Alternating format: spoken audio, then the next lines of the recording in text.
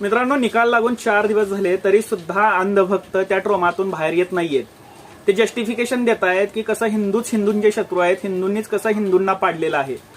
मला एक सांगा की भाजप हा पक्ष म्हणून कधी हिंदूंचे रखवाले झाले? जर तुम्ही त्यांचा मॅनिफेस्टो वाचलात किंवा त्यांची घटना जर वाचलात भाजपची, तर त्याच्यामध्ये ते सरळ सरळ म्हणतात की ते धर्मनिरपेक्ष आहेत.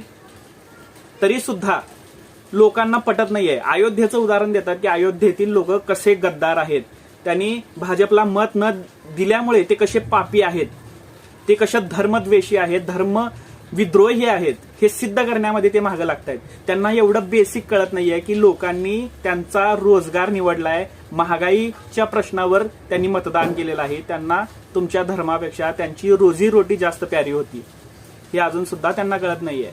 मने गर्व है हमें कि हमने आज तक कांग्रेस को वोट नहीं दिया. तुमच्या आजी आजोबांनी दिलंय, त्यांना विचारा